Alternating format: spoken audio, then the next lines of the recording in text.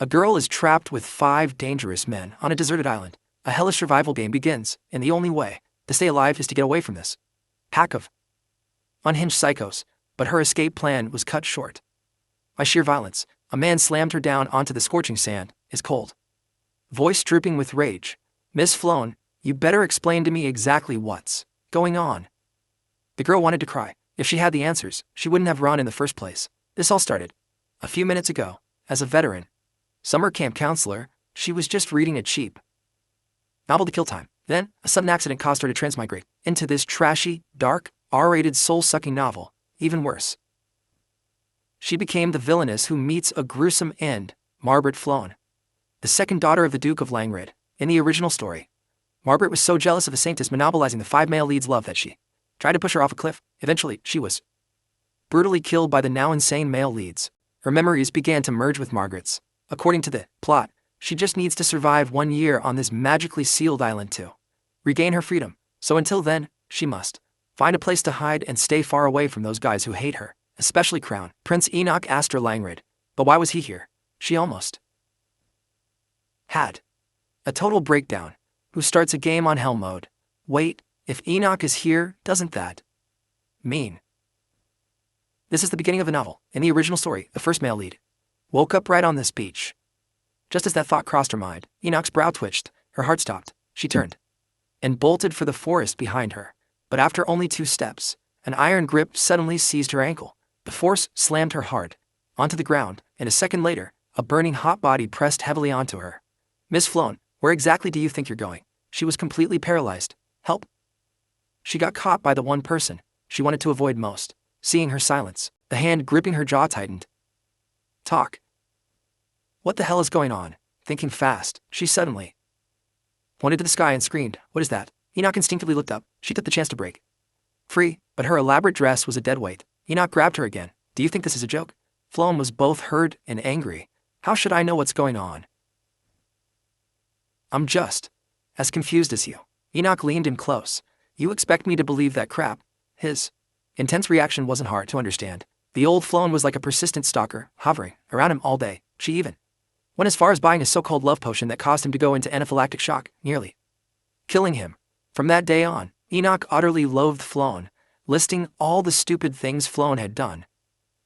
Any single one was enough to send her to court, but thanks to her family's power, she always managed to get off scot-free. In contrast, although Enoch was the crown prince, his mother was a lowly commoner. He had the title, but zero backing. "This is really a misunderstanding. Even though my family has power, we would never dare kidnap the crown prince." Enoch was silent for a moment and muttered, "That makes sense. Could it be Rodvin's doing?" Rodvin asked her that madman who was stripped of his title and exiled to the far north. Seeing him sway, Flown brushed off his hand. "Your Highness, since you've figured it out, can I take my leave?" But a second later, he gripped her again. She forced a stiff smile. "Your Highness, could you let go?" "Not a chance. If I let go, you'll just run away again." Seeing that reasoning was useless, she started acting fragile. "But it hurts." Enoch remained cold. "Stop acting." Even so, the grip on her wrist unconsciously softened. "First, we need to figure out where we are. Let's head to the mountain too. Check the terrain and see if this is a remote island. We're connected to the mainland." He was right, but her heart sank. She clearly remembered the original setting. Once the sun sets, the monsters on this island swarm out. She quickly tried to stop him. "It's getting dark. We should wait until we're in the sky." Enoch could readily. "Fine, tomorrow then. For now, let's find a place to hide." Flown breathed a sigh of relief. She didn't expect him to be this reasonable. Then again, he's a war veteran. His judgment of the situation is sharp and decisive. It's strange, though. In the original book, Enoch was a ruthless man who secured the throne on his own. But after being stranded, his obsession with the female lead made him lose his mind. This island's survival rules are unique.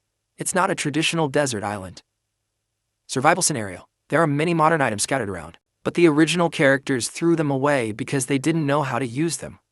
That's exactly her advantage. If she can use these modern items well, her chances of survival will skyrocket. She decided to stick with Enoch for now. Once she finds the cabin where the original characters lived and get some resources, she'll ditch him. But the moment she made her plan, Enoch sensed it and warned, "You better not think about escaping. This guy was scary." Receptive, on second thought, compared to dealing with a bunch of men who hate her. Staying with the crown prince actually seems safer. Enoch picked up a tree branch and gave it a sharp swing. "This will do. It's a decent weapon." Floan looked at the dead branch with total doubt. Can that thing really fight monsters? Reality gave her an answer fast. They had just stepped into the forest when a deafening roar suddenly erupted. Then came the sound of rapid footsteps. A giant wolf, the size of a lion, lunged out from the bushes. Impossible. The book clearly said the monsters only come out late at night. Before she could think, Enoch had already pulled her into his arms and attacked. The wooden stick in his hand pierced right through the monster. The girl was speechless. He took it down with just a branch. He seemed to have some trauma related to blood, just as she thought that. His gaze snapped toward her. Her heart tightened, and before she could speak, he roughly pushed her away, and here she was, actually worried about him for a second. But why? Did the monster show up early? Could it be that the trigger isn't just nighttime, but darkness itself? If that's the case, they could end up as beast food at any moment before finding a safe shelter. The color drained from her face, and her body couldn't stop shaking. Enoch saw all of this and assumed she was just terrified by what just happened. After all, for a noble lady, this was likely her first time facing such a thing. "Miss, are you okay?" He stepped forward, his tone not exactly warm, but less harsh than before. Floan snapped back to reality. "What?" Enoch suddenly reached out and brushed her face. "You look like you're about to drop dead." "So, I'm just asking." Right now, he looked like a different person. Compared to when he pushed her away, Floan was confused. Why? The sudden concern. Did she remind him of a fallen comrade? "I'm fine. And thank you for saving me." Enoch gave a curt nod. "You realize you're still a suspect, right? When we get back, I'm going to investigate this thoroughly. So don't you dare die without my permission." She thought, investigate my butt. She was totally innocent. Seeing her silence, Enoch urged her impatiently. "Well, move it. It's dangerous here." Floan felt that although this guy was mean and difficult, he also made her feel strangely safe. Before sunset, they finished a temporary shelter. Enoch told her to go in first, but once she was inside, he warned her coldly. "Keep your distance. Stay away from me. I have no interest in sleeping with you." She instantly lost it. "I was thinking the same thing. Who knows what you do in the middle of the night?" But Enoch just glared, and she chickened out again. It was still early, but Floan couldn't sleep.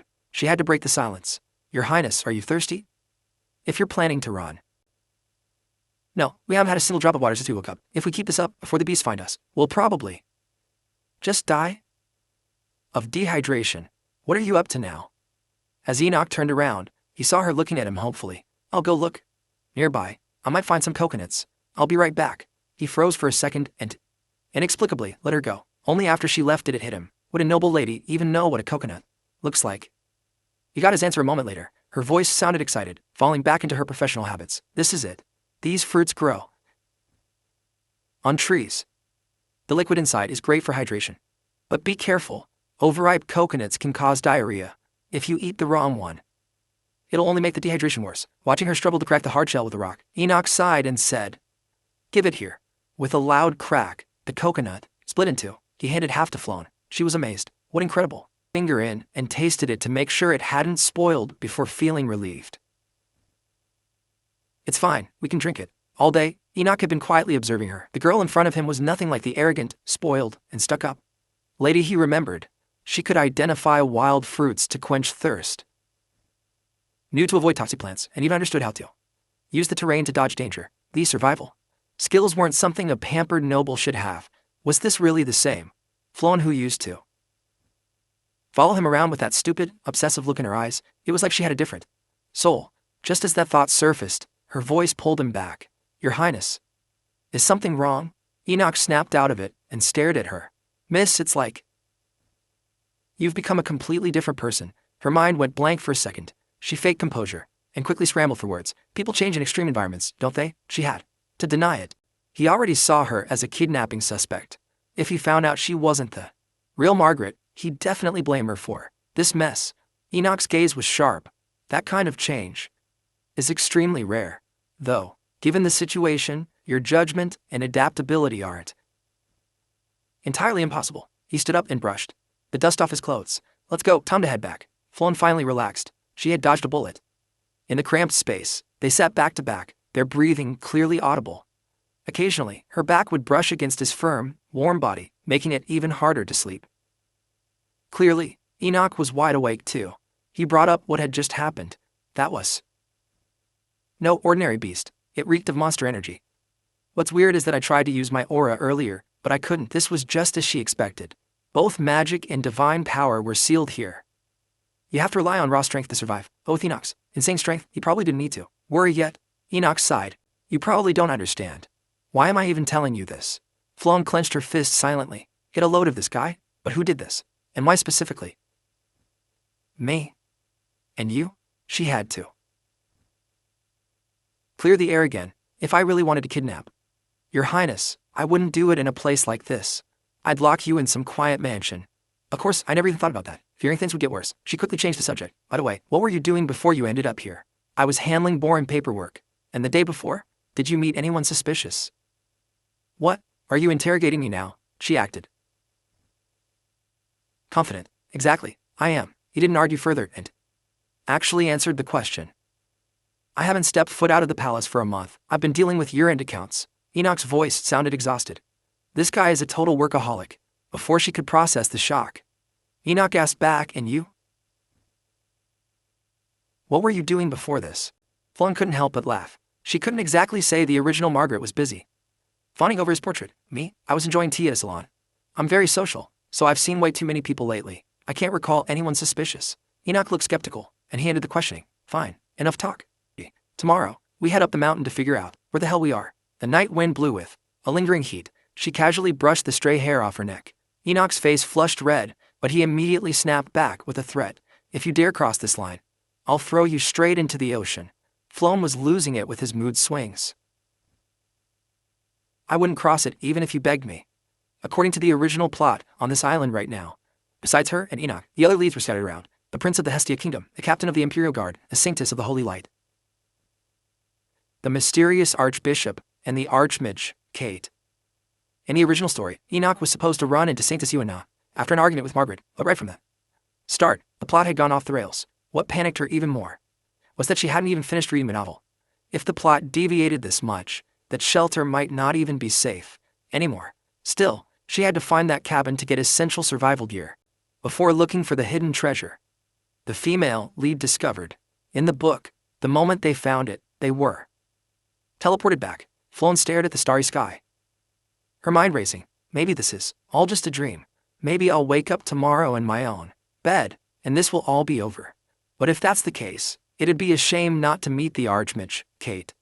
Deep in the island, a pack of monsters roared as the charge passed. A battered figure suddenly emerged from the thick wishes. The man looked furious as he stared at the unfamiliar jungle and cursed. Damn it, what the hell is this place? Where am I? She pulled her skirt up to her thighs and tied it, then tied back her long hair. Ready to catch some fish? Since she transmigrated into a dark R-rated novel, she was forced to be stranded on this island with a bunch of psychos. She has to survive a full year before she can leave.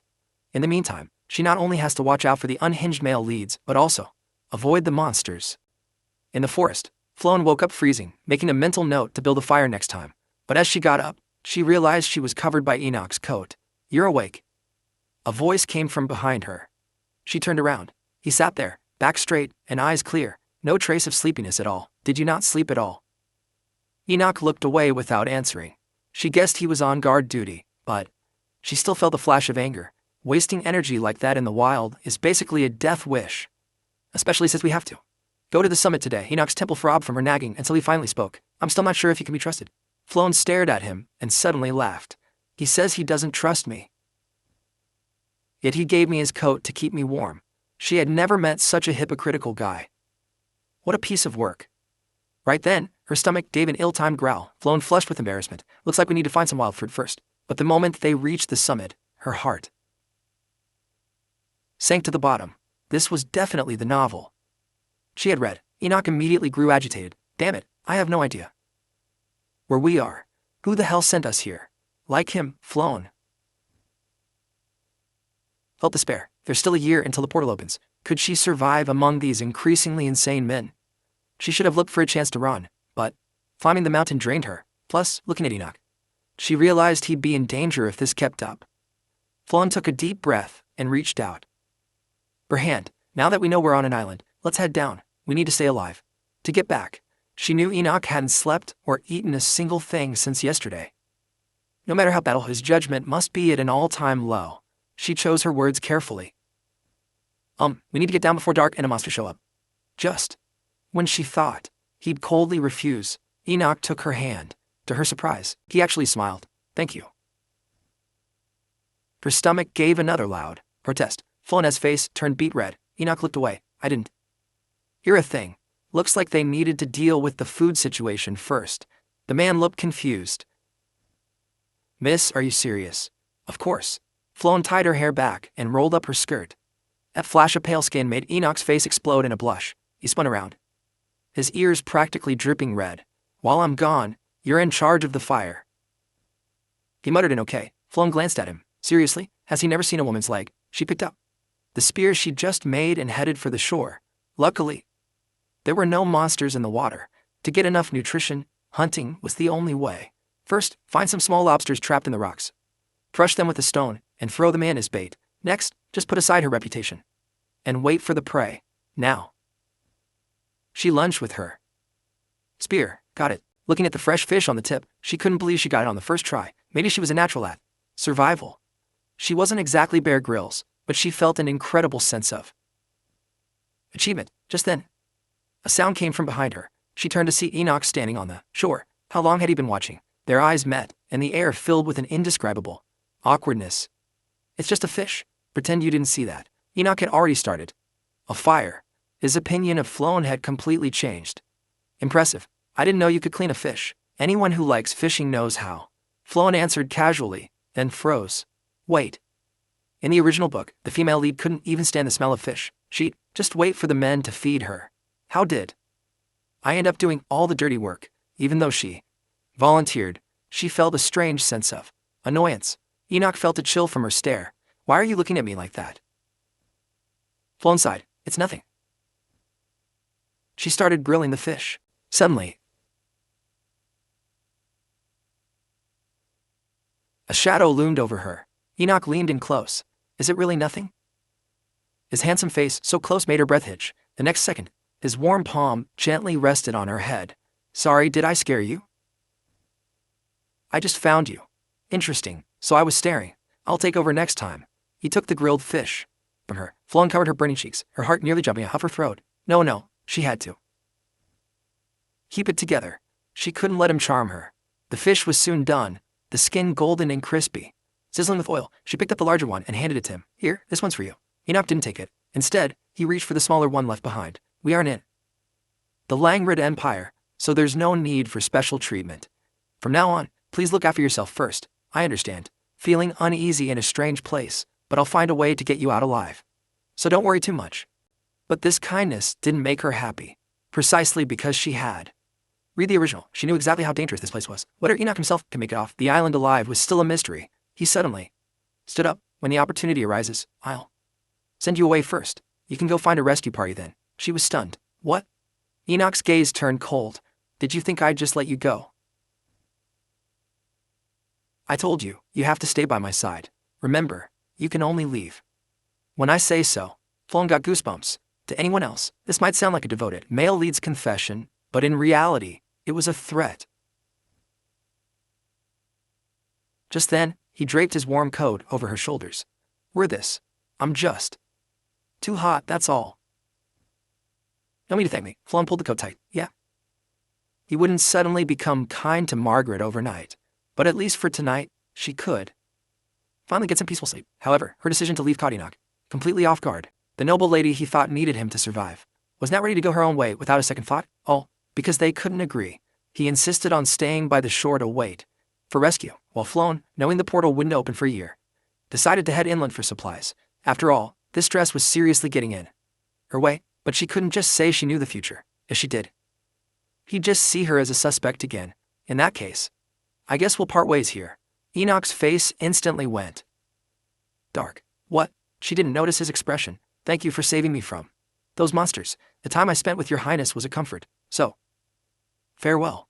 Enoch stepped forward to block her. I warned you clearly yesterday, right? You only leave when I am the one sending you away. Flown fired back. But right now we completely disagree. I am just making the most logical choice. In her eyes, the only danger on the island right now was the monsters. As long as she found a place to hide before sunset, she could survive. The priority was finding a supply hut or bunker cell. She could know exactly when a gate would open, and besides, she wanted to investigate why she had transmigrated as Margaret. Enoch suppressed his rising irritation. Miss Flown, do you really think venturing onto the island alone like a death wish is logical? The girl suddenly leaned in on her tiptoes. Are you worried about me? Afraid I will be in danger?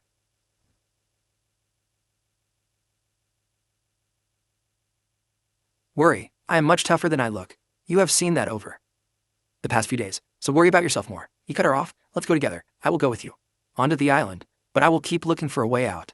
Flown was stunned. The man who hated Margaret the most was actually willing to go with her. Did spending the last few days together make his hatred for this body fade a little? She curled her lips into a smile. Good, if she could use this to gain Enoch's trust. Her future might be rewritten, even with someone clearing the path. Her clothes made the trek a bit difficult for her. Suddenly her eyes lit up. Look there. There are usually caves at the base of cliffs, even though the way there might be dangerous. Nothing is better for a shelter. Enoch looked skeptical. You learned this at the Duke's house too. Her heart skipped a beat. She gave a casual excuse. I received all kinds of education in my family. It seems the Duke really treasures you to give you such dangerous training. I am impressed. Flown grumbled. Why is he suddenly getting mad? Anyway, it looks like it is going to rain. Let's get there quickly. Before she finished, her skirt got caught on a branch. She lost her balance and fell hard. Miss Flown. Enoch rushed forward and reached out. Are you okay? Unfortunately, a sharp pain shot through her ankle. She twisted it. Enoch knelt to check it. This is a bad injury. You won't be able to walk for a while. Excuse me. Before Flown could react, he leaned over and picked her up. The girl froze instantly and struggled. Put me down. Enoch tightened his grip. We need to reach the cave before it rains. This is the fastest way. Hold on to me if you don't want to fall. Flown gave in and hugged him, but they were too close. As they went deeper into the forest, it became quieter, with only the occasional bird flying by. She stole a glance at him. He really is the novel's lead, isn't he? He makes one feel so secure, and he seems to have some kindness toward her. She hunched he met Jesus Ventulinaro, just wanted to keep her close to his finest when Vento. She decided to build more trust now. Your Highness, as you can see, since coming to this island, I have changed. Just think of me as a new person. I won't be like I was before. So, Enoch stopped abruptly. True, when I talk to you now, I don't feel as annoyed as I used to. But I will never have any romantic feelings for you. I am only doing this because it is my duty as a gentleman. Please don't have any false hopes. It will only cause more trouble later. Flown's heart sank, but she soon had no time to worry about that. Something was rapidly approaching them. Even though the sun hadn't set, monsters shouldn't be here. By instinct, she pushed Enoch away. Your Highness, look out. They both dodged the sneak attack, but she fell right in front of the monster. Before she could react, a thick tree trunk flew through the air and slammed into the monster. Enoch rushed in to fight it. He shouted, Miss Flown, run. The girl instantly calmed down. She couldn't die and couldn't be a burden to Enoch. She tried to climb a nearby tree, but reality was never easy. The monster bit her skirt. That damn skirt again. Enoch saw this and immediately ditched the monster, running toward her like crazy. But it was too late. She felt so bitter. Why did this always happen to her? At the very last moment, she only heard Enoch's heart-wrenching scream. Margaret, she remembered now. Before she transmigrated, the original Margaret had proposed to Enoch and was cruelly rejected. The furious noble lady had publicly mocked him for being a low-born bastard. With such mean words, no wonder he hated Margaret. If she had known from the start, she shouldn't have expected anything from Enoch. She should have just left him to find the bunker alone. But she actually thought that after these few days, their relationship might have improved. When her senses returned, the first thing she smelled was a pungent scent of blood. Flown slowly opened her eyes to see mangled corpses everywhere. Enoch stood not far away with his back to her. She ignored the pain and wobbled to her feet to ask if he was okay or injured. But when she saw his hands, she froze. Fresh red blood was dripping from his fingertips. She suddenly remembered a detail from the original story. Enoch had PTSD from the war, Once he saw human blood, he would go into a berserk state. This would drain his body completely until he collapsed from exhaustion. So right now, she had to find a way to stop him immediately. 2. Stop the berserk novel. Protagonist, the girl didn't just knock him out with a stick, she also tied him up securely, so when Enoch woke up, he found himself tightly bound hand and foot. Shortly before, Floan had moved him into the cave. Below him were massive claw marks from the monsters, and the wounds were still bleeding. Could the monster claws be poisonous? She tore her skirt to give him a basic bandage to stop the bleeding. Thinking he might still be in a berserk state, she tied him up, just in case, which led to this situation.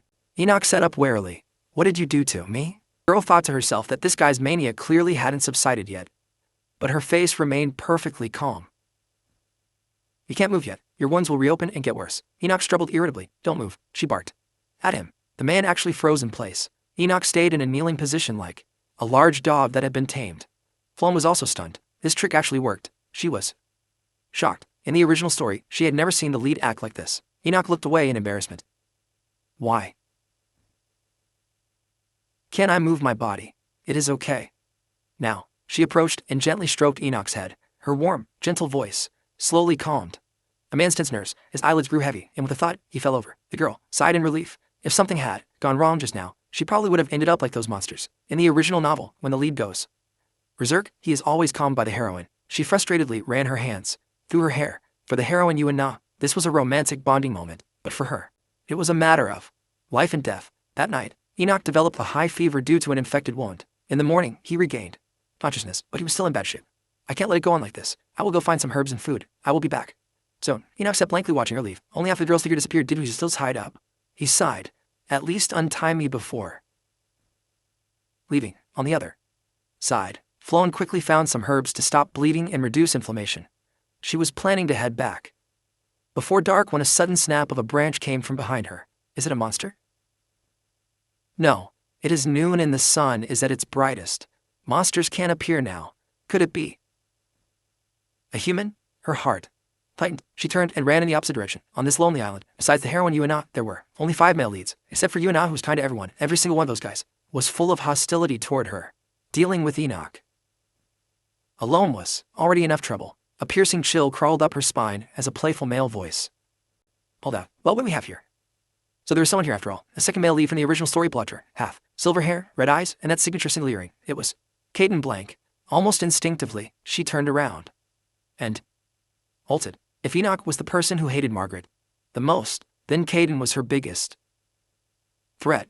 In the original plot, Margaret eventually died at Caden's hands. Caden was the second son of Marquis Rohard. As a child, he was kidnapped by the temple and became a victim of inhumane experiments. The Marquis, for the sake of profit, made a dirty deal with the temple to cover it up completely. That dark past became the fuse for his madness.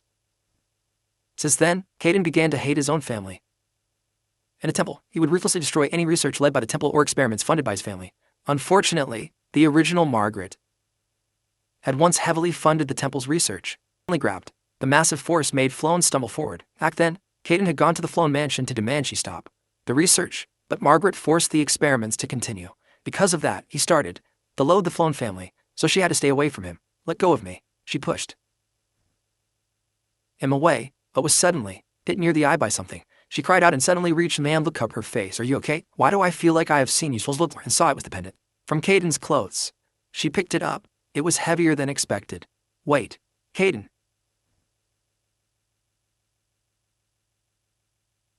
The girl's heart was in her throat, terrified that he would recognize her.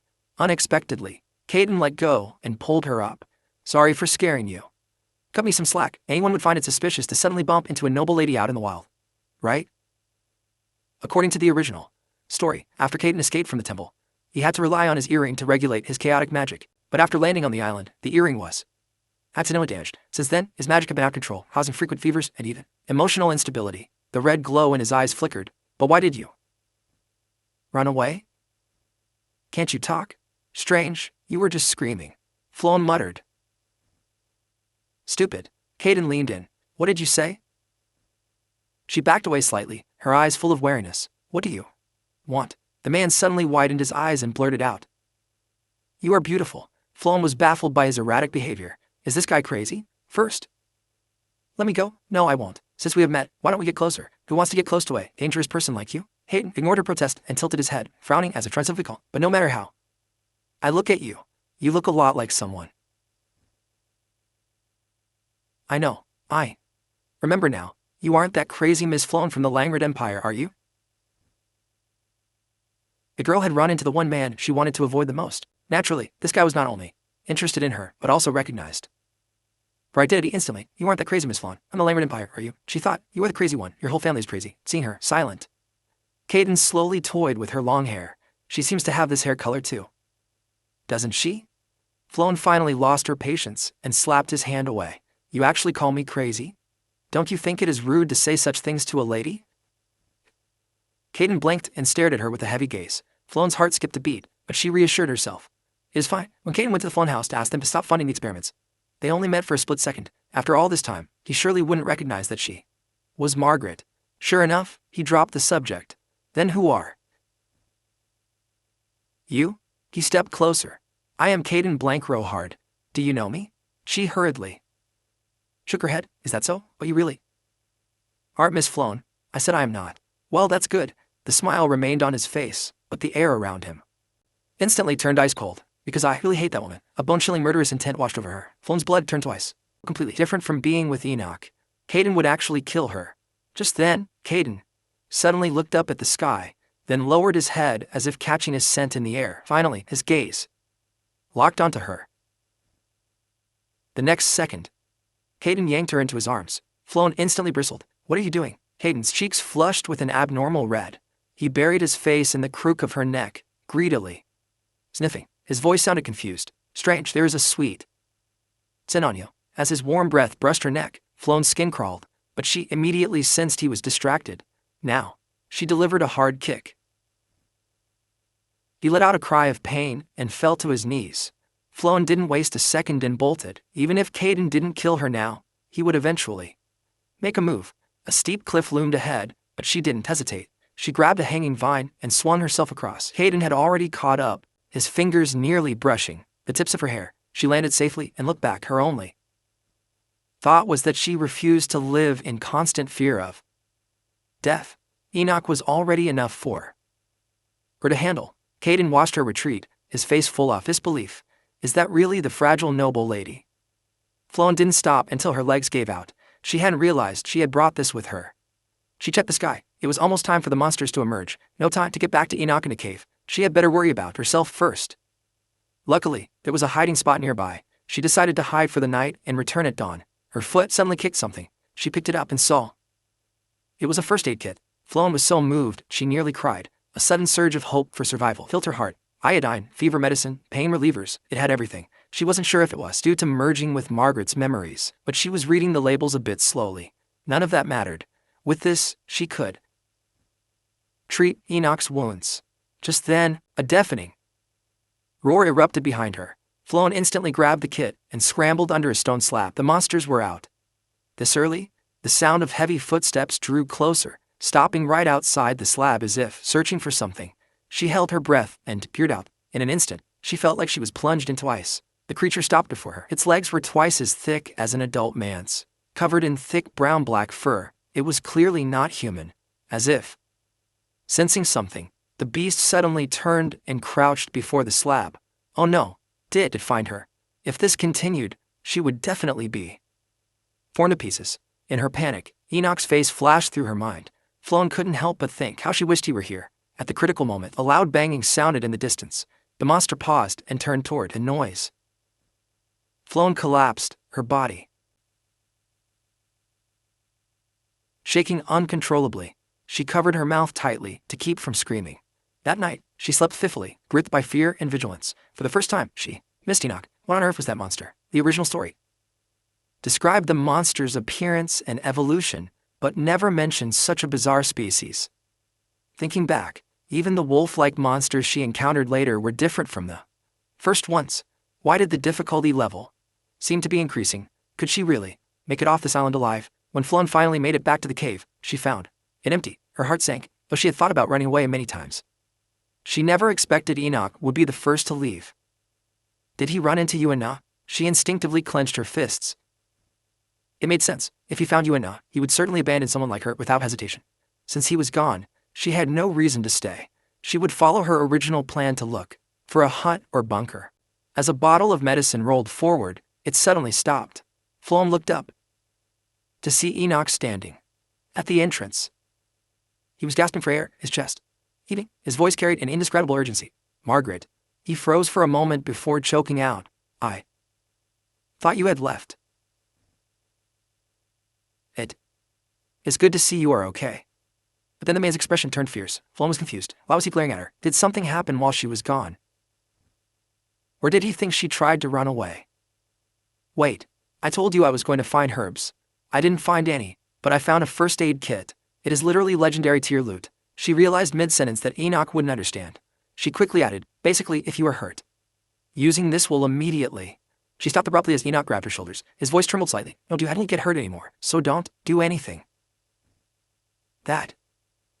Dangerous. For my sake again. Caden's appearance had sent Enoch into a rage, but the separation from the girl made him realize his true feelings. For the first time, a man who never believed in the divine prayed to God that the girl he once hated so much would be safe. When Enoch had first regained consciousness, the sunset had already dyed the sky red. He looked around to find himself in a cave. The wound on his right arm throbbed. He recognized the fabric of Margaret's skirt used as a bandage. He hadn't expected her to know how to treat wounds. That surprise soon turned to worry. Her voice was nowhere to be found. He vaguely recalled her saying she was going to look for herbs, though they had only been together a short time. These past few days had given him some understanding of the island. For instance, the monsters didn't come out during the day. They only appeared at dusk. That meant it was very dangerous outside right now. Running through the forest. Current urgency was coming from. Under normal circumstances, he would never risk his life for Floem like this. He clearly detested her. But everything Floem had done for him kept flooding back into his mind. Without her, would he even be alive now? Every one of those harsh, poisonous words he had said now felt like a branding iron, searing his heart. How could he have been so blind?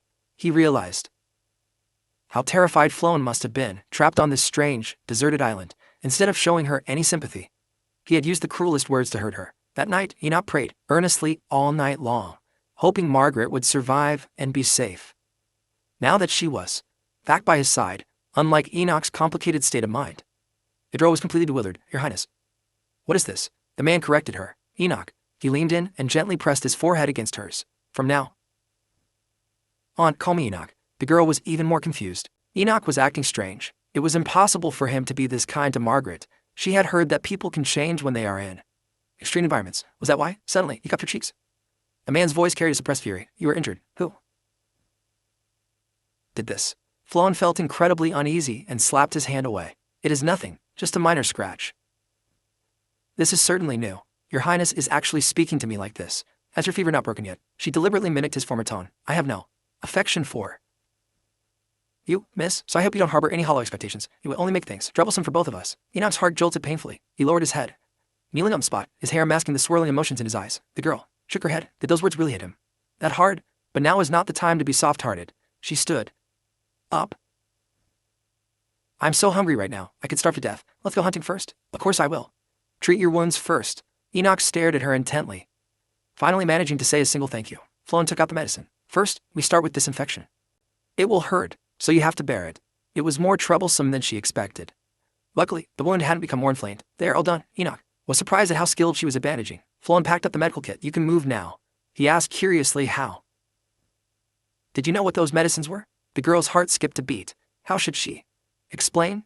Oh, you know the Eastern continent across the sea, right? It is their language. I once studied it a bit. Enoch looked skeptical, but didn't push further. I see. The girl sighed in relief. Luckily, she could use Margaret's memory as an excuse. But why did the author include a modern first aid kit in the setting? Enoch spoke again. About that injury on your face, aren't you going to tell me about it? Floem thought for a moment.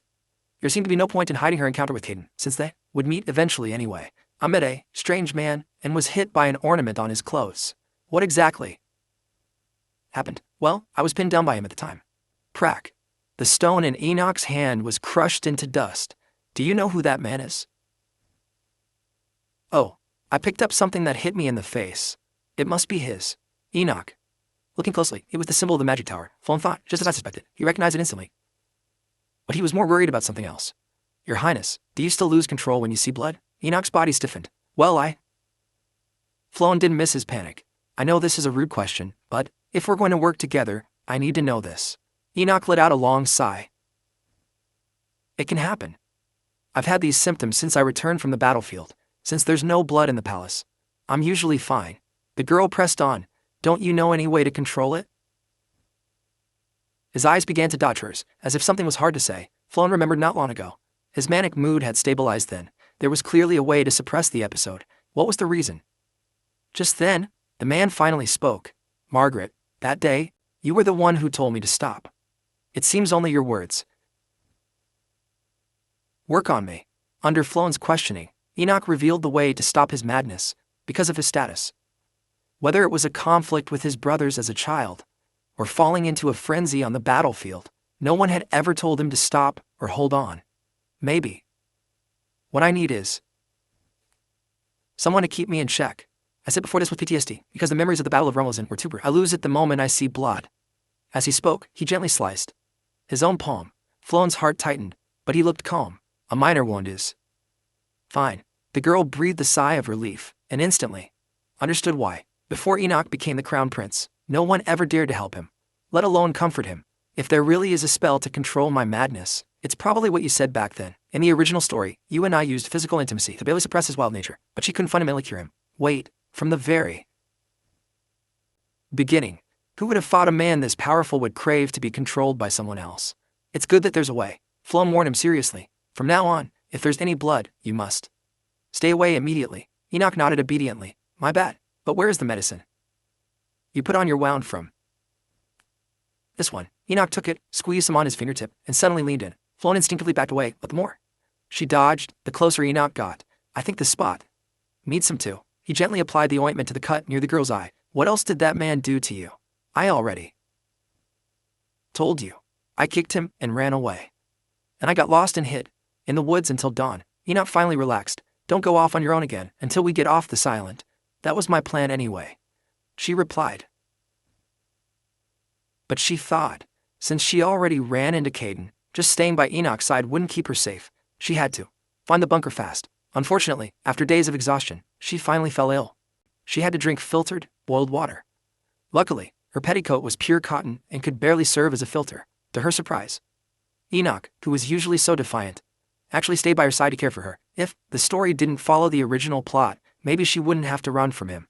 But then, she thought, what if she ran into the female lead later? If Enoch became like the original, wouldn't all her efforts be for nothing? I hope I can find the bunker before then. Didn't I tell you to get some more rest? A familiar voice came from behind. The girl blinked. What? A person has to eat to survive. The man shook his head helplessly, his tone softening a bit. Fine, have it your way. Let's go back and eat. But as they were walking, Enoch suddenly stopped. The girl held her forehead from the bump, about to get angry, when he blocked her. She followed Enoch's gaze and saw someone lying ahead. It was actually Caden, whom she had met not long ago. Flown's momentary look of terror was caught by Enoch. He immediately guessed this was the man who hurt her and was ready to teach him a lesson. Wait, Flown jumped in front of him. Enoch looked confused. Margaret, but she had no time for that, and turned to check if the man was still alive. It really was Caden. Enoch stepped forward. Is he the one who hurt you? Yes. Flown was also surprised. She had clearly lost him. Maybe he got lost? Enoch's tone suddenly turned cold. We should tie him up. He's definitely dangerous. Flown signaled him to be quiet. It's getting dark. We need to. Before she could finish, her wrist suddenly felt a sharp pain. Caden had actually grabbed her while unconscious. Enoch rushed forward. Are you okay? I'm fine, just startled. Let's take him back first. Flown tried to pry his hand off, but the grip was like iron and wouldn't budge. Enoch stepped in. Let me. In the next second, their hands were separated, but the way he grabbed Caden's hand seemed a bit like a personal grudge. Enoch, thank you. His words were interrupted. It left a mark. Enoch's voice was freezing. He pulled her close, his murderous intent surging. You want me to kill this guy? Wait, absolutely not. Why kill him? It's just a small mark on my wrist. Flown held him tight and said urgently, Enoch, you have to hold back. You have to control yourself. This desperate attempt to stop him didn't make him angrier. Instead, he let out a laugh. He leaned down, shaking with laughter. Fine, since you insist. But this guy seems to be the archmage. Caden, he's an eyesore, but a mage's knowledge might come in handy. Let's move our stuff over first, then come get him. But once we're back, we're tying him up. Fallon felt a bit surprised. Was Enoch actually starting to ask for her opinion? It seemed his trust in her had grown, but as that thought surfaced, the man's face darkened. If you do not agree with me, I will just throw him away, okay? It turns out she was overthinking it. Fallon patted her skirt. Do not worry. I agree with you. Let us tie him up now. What she did not expect was that Din's injuries were severe. Where on earth did he get hurt like this? Fallon suddenly recalled the loud noise echoing in the forest that day. Could he have caused it? I will ask him when he wakes up, she thought, looking at Enoch. He is too badly hurt. You definitely should not. Look over here. Enoch was trembling all over, his face distorted by extreme restraint. He gritted his teeth, his voice hoarse. It seems you need to tie me up too. Oh no. In an almost instinctive reaction, the girl kicked him hard, knocking him over. Enoch, stop. His face turned bright red. Instantly, yet he stayed rooted to the spot. Even the aggression in his voice faded, leaving only a trace of a desperate play. Margaret, let me go. Only at this moment did the girl finally confirm. This method actually worked. Otherwise, with Enoch's freakish strength, pushing her away would be as easy as snapping his fingers, yet he became submissive just because she stepped on him.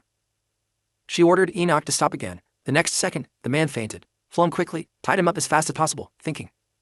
Thankfully, nothing major happened, but as her gaze swept over the two big guys on the ground, a surge of frustration washed over her. How on earth did these guys survive in the original work?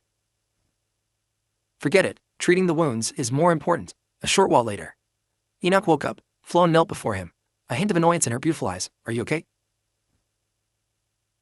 She reached out and untied him. The man spoke in a raspy voice. I really cannot face you right now. Are the wounds okay? Fallon shrugged. I disinfected Caden's wounds and used a hemostatic agent. You should be fine. No. Enoch suddenly raised his hand and gently touched her cheek. Not that mage. I mean you. The sudden physical intimacy made her freeze up.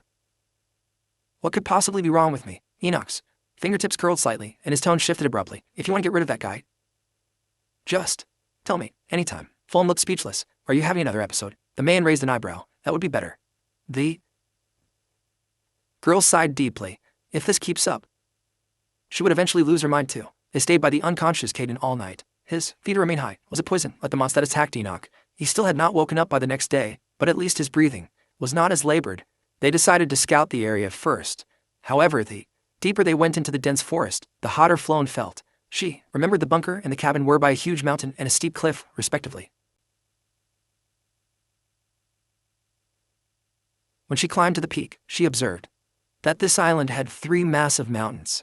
If there was no bunker or cabin here, they'd have to try their luck on the other 2. She wasn't sure if it was because of the intense heat. She felt a bit dizzy. In a momentary distraction, she tripped over a dead branch. Luckily, Enoch caught her in time. Margaret, be careful. What? The girl was drawn to the scars on his arm. Were these from the battlefield? Margaret. Enoch suddenly pulled out. She jumped away from him like she'd been shocked. Enoch looked confused. Are you okay? I'm fine. It's just too hot. She scolded herself. Internally, no matter how hot it is, you can't just go around touching people. Suddenly, her feet left the ground. Enoch had picked her up in a bridal carry. She panicked instantly. Put me down. But the man just kept walking. If you keep going, you're going to faint. There's a valley just ahead. Even if you don't like it, please bear with it. Fallon stared at him and finally gave a soft okay. Before long, they reached the valley. The moment she stepped into the water, the oppressive heat mostly vanished. Enoch turned around. I'll keep watch. Come out once you've cooled off. Oh, and if you need anything. He stopped mid-sentence because the girl happened to pull up her long hair. The sunlight danced on her graceful back, like it was coated in a layer of fine gold. It was so dazzling he couldn't look away. The girl, oblivious, turned to look at him in confusion. What did you just say? Enoch's cheeks instantly turned bright red, and he started to stutter. Nothing, it's nothing. If you need anything, just tell me. The girl gave a casual okay. The sound of trickling water flowed in her ears. Enoch felt like his heart was going to jump out of his chest. His muscles tensed as he kept telling himself to get a grip. Enoch, what the heck are you thinking about this lady. Just then his sleeve was suddenly pulled gently. The girl's hesitant voice came from behind. I can't reach my back. Can you help me with the buttons? The man was jolted. What did you say? Flown suppressed her embarrassment. Here. Can you help me? She really had no choice. Her arms were too short to reach the buttons. She only had this one outfit, and she couldn't go back in wet clothes. Enoch covered his face, feeling like he was going crazy. Looking down, the sight of her skin glowing in the sunlight hit him hard. Flown held her hair, looking even more nervous than him. After a long time, a hand reached out. He was clearly uncomfortable doing this. His movements were painfully clumsy. Margaret, he suddenly spoke. After we leave this island, what do you want to do most? The girl thought for a moment. First, I want to wash up with soap and a hot bath. Anything else? A massive feast. She remembered the last real meal she had at the Flown estate. It was pure heaven, even though she hadn't tasted it herself. Margaret's memories had already merged with her own, but no matter how good the food in this world was, or how many priceless jewels she could wear, she still missed where she came from, even if she was just an orphan, and even if it was a place where nobody wanted her back. What about you, Enoch? What do you want to do after leaving this place? Well, he paused and didn't go on. Flown waved her fist in frustration. Oh, come on, I answered honestly, and you're just gonna pull me off? Her waving arm was suddenly caught. Enoch leaned in close. But Margaret, if I actually told you, it would probably just make things awkward for you. The girl turned around sharply. Awkward? What's that supposed to mean? Before she could finish, she felt a light poke on her back. The buttons had been undone for a while, but you weren't moving at all. Flown's face turned beet red.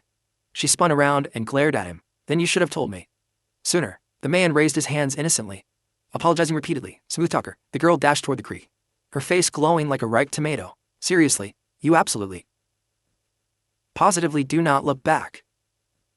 Flown floated in the water. Once her body was completely relaxed, she was ready to continue scouting the island with Enoch. But the dress she left on the bank had vanished. She lowered her voice and called to the man nearby. Enoch, where did my clothes go? The man tapped his fingers. I don't get why you're asking me about the whereabouts of the dress you took off yourself. No, Flown's voice sounded a bit frantic. My clothes are gone. The man finally realized something was wrong. Just as he was about to turn, a sharp scream stopped him. He froze instantly. Flown scrambled back into the water. I didn't hear anyone approach at all. Are there other people on this island? Enoch picked up his weapon. I'll check the perimeter. You stay put. With that, he headed deep into the thicket. Flown stood there, wondering what the heck was going on. Meanwhile, following the tracks on the ground, Enoch quickly caught up with that sneaky figure. In a flash, he pinned the person to the ground, seeing a lot of old faces on this island. Lately, isn't that right, Sir Diego? The man pinned down looked terrified. Who would have fought the one who stole Flown's dress was the captain of the Imperial Guard. According to Diego, he suddenly lost consciousness during training and woke up here. I also have two companions, Your Highness, you know them. Prince Arthur and Bishop Rujif. They're in the same boat as me. Enoch's eyes narrowed. At first, he thought it was the deposed Crown Prince Rodvin's doing, but now it seemed there were people from Langrid, and even Hestia here, who was behind this whole setup. But then he glared sharply at Sir Diego. Do any of your companions need to dress in drag? Diego immediately explained that it was an emergency, and one of his companions needed clothes. But this dress doesn't look like something Prince Arthur or Bishop Rujif could wear. Are you doubting me? Enoch surged with killing intent, pointing his spear at Diego again. Answer the question. Diego panicked. Your Highness, I'm a knight of the Langrid Empire, not your enemy. Why didn't you think of that when you stole my friend's clothes? Seeing he couldn't hide it, Diego finally confessed. One of my companions is Sanctus Unalusi. Unalusi was the Empire's once-in-a-century Sanctus with innate divine power. Instead of being solved, the truth was getting even messier. Enoch felt a surge of anger. Even the clergy couldn't escape this mess. I guess God really doesn't exist. But right now, what's important is, he demanded, does that woman have no clothes? This dress is the only piece of clothing my companion has, since you're stealing even this. I assumed the Sanctus being naked would be a valid excuse, right? Seems. I'm right. Hand over the clothes now. Diego didn't dare argue and quickly pulled them out, handing them to Enoch respectfully. Enoch took them and said coldly, "We meet here once every 10 days. If we move, I'll let you know ahead of time. Don't tell your companions." Seeing Enoch turn to leave, Diego grew anxious. "Aren't you coming with me?" Enoch stopped and looked back at him. With a gaze as cold as ice. "I'm pretty sure I said you only need to answer my questions." Diego bowed again. "Understood. Also, if you find a way off this island, contact me. Stay away from my companion. If you get in the way, I won't let it slide." Floan sat on a rock by the bank, wearing only a thin slip. A cold breeze made her sneeze twice. Just as she was wondering where Enoch was, the man finally returned. Seeing him bring back the clothes, she stood up excitedly, but as soon as she was up, a wave of dizziness hit her. She fell right back into the cold creek. When she woke up again, she was back in the cave. A voice came from above. "You're awake." She then realized she was resting her head on Enoch's lap. "What the heck happened?" Enoch's voice sounded tired. "Sorry, you suddenly caught a fever. Looks like you gotta chill. I wanted to give you medicine, but I didn't know which one to pick." Floan followed his gaze and saw meds from the first aid kit scattered everywhere. Enoch laughed mockingly. "I've never felt this useless in my life. It's not your fault." Floan hurried to comfort him. After saying that, she suddenly remembered something. "All right, my clothes. Where did you find them?" Enoch hesitated. "I ran into Sir Diego." Floan's heart skipped a beat. "Diego? The guard captain famous in the Empire for being upright and keeping the knight's code. Actually stole the woman's clothes while she was bathing? Did his chivalry go out the window?" Enoch suddenly leaned over in a formal bow. "He was originally my subordinate, so I should be the one to apologize for his rudeness." "No. Why are you apologizing?" "Well, because you're scared of him. Diego is blunt and really hates how you used to throw yourself at me. Every time he saw you, he was incredibly harsh. So I hid the fact that the clothes belong to you. If you feel like you need an apology from him personally, then I'll bring him here." Floan felt a weird, indescribable feeling welling up inside. They agreed not to be a burden to each other, but what was all this he was doing now? "Forget it. I'll get my own payback later." Hearing that, a smile appeared on Enoch's face. He reached out and gently patted Floan on the head. His deep, hearty laughter vibrated in his chest. "I knew it." Floan instantly bristled. "What's he laughing at? Does he think I'm a dog?" But Enoch's touch didn't bother her at all. In fact, it actually made her feel at ease. Was it because back when she was Pearl, nobody ever treated her like this? So this is what a head pat feels like. Wait, besides Sir Diego, was there no one else? Enoch looked away. "Well, I don't know." The girl was confused by his reaction. "If we want to get off this island, wouldn't it be better to stick together?" "You have a point, but he's in a similar spot as us." Worry. Floan accepted the excuse for now. But she suddenly remembered what happened before she fainted. She was only wearing a slip. Thinking of that, she glared at Enoch. He flinched and cleared his throat, trying to hide the awkwardness. "I changed your clothes, but I tried my best to keep my eyes closed." Floan's voice came out low. "So, you still saw everything?" Enoch went silent. Floan felt the blood rush to her face. If she looked at this from Margaret's perspective, how was she ever supposed to get married? "If you're worried about that, then marry me and problem solved." The girl exploded. "Are you serious? When I used to say I wanted to marry you, you turned me down because you hated me. But the situation was different back then, and so are you." Floan's heart skipped a beat. He said she was different, but the current Margaret was her, and she was Margaret. What was the point of saying all that? She didn't dare think deeper and quickly changed the subject. "Okay then." Enoch pointed at the white-haired guy sleeping soundly. "He had a fever last night too, but looks like he's fine now." Floan was relieved. She stood up in a hurry to escape. "Thanks for the help. My fever's gone too. You should get some rest. I'm gonna sleep over there." Knowing she was running away, Enoch could only let out a sigh. "Good night." But the girl never imagined that in the middle of the night, Caden would actually sneak up on her.